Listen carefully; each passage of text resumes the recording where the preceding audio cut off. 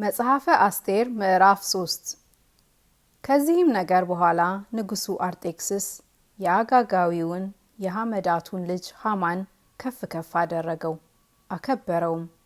ወንበሩንም ከእርሱ ጋር ከነበሩት አዛውንት ሁሉ በላይ አደረገለት። ንጉሡም ስለ እርሱ እንዲሁ አዞ ነበርና በንጉሡ በር ያሉት የንጉሡ ባሪያዎች ሁሉ ተደፍተው ለሐማ ይሰግዱ ነበር። መርዶክዮስ ግን አልተደፋም፣ አልሰገደለትም። በንጉሡም በር ያሉት የንጉሡ ባሪያዎች መርዶክዮስን የንጉሡን ትእዛዝ ለምን ትተላለፋለህ አሉት። ይህንም ዕለት ዕለት እየተናገሩ እርሱ ባልሰማቸው ጊዜ አይሁዳዊ እንደሆነ ነግሯቸው ነበርና የመርዶክዮስ ነገር እንዴት እንደሆነ ያዩ ዘንድ ለሐማ ነገሩት። ሐማም መርዶክዮስ እንዳልተደፋለት እንዳልሰገደለትም ባየ ጊዜ እጅግ ተቆጣ። የመርዶክዮስን ወገን ነግረውት ነበርና በመርዶክዮስ ብቻ እጁን ይጭን ዘንድ በዓይኑ ተናቀ። ሐማም በአርጤክስስ መንግስት ሁሉ የነበሩትን የመርዶክዮስን ሕዝብ አይሁድን ሁሉ ሊያጠፋ ፈለገ። በንጉሡም በአርጤክስስ በ12ኛው ዓመት ከመጀመሪያው ወር ከኒሳን ጀምሮ በየዕለቱና በየወሩ እስከ 12ኛው ወር እስከ አዳር ድረስ በሐማ ፊት ፉር የተባለውን ዕጣ ይጥሉ ነበር።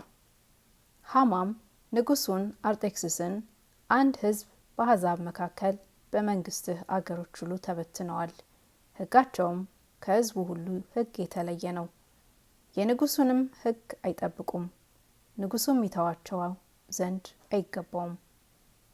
ንጉሡም ቢፈቅድ እንዲጠፉ ይጻፍ፣ እኔም ወደ ንጉሡ ግምጃ ቤት ያገቡት ዘንድ 10,000 መክሊት ብር የንጉሡን ሥራ በሚሰሩት እጅ እመዝናለሁ አለው። ንጉሡም ቀለበቱን ከእጁ አወለቀ፣ ለአይሁድም ጠላት ለአጋጋዊው ለሐመዳቱ ልጅ ለሐማ ሰጠው። ንጉሡም ሐማን ደስ የሚያሰኝህን ነገር ታደርግባቸው ዘንድ ብሩም ሕዝቡም ለአንተ ተሰጥቷል አለው።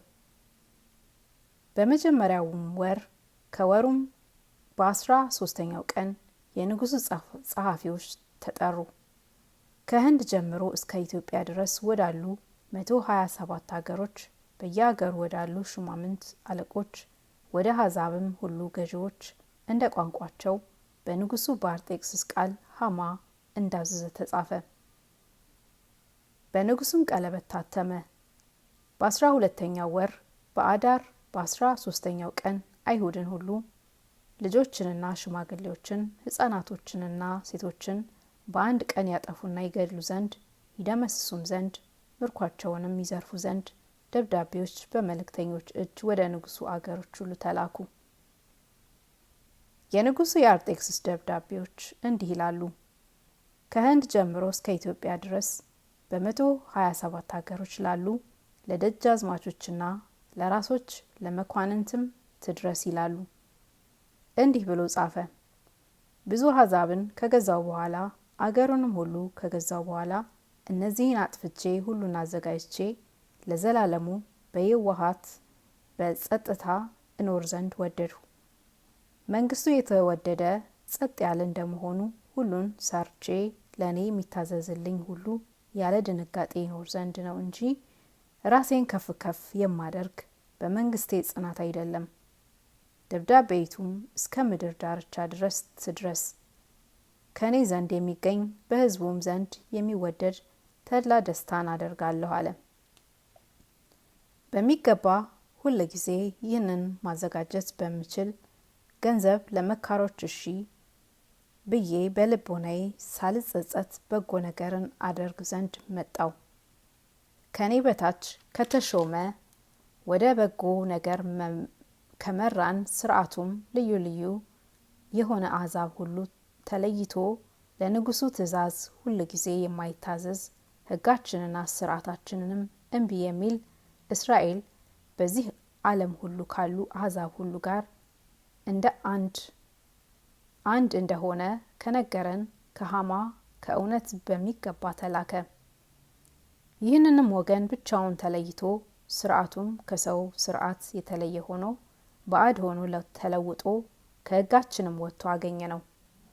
ፈቃዳቸውንም ለመፈጸም ክፉ ስራ ይሰራሉ። መንግስታችንም እንደ ኢምንት አደረጓት።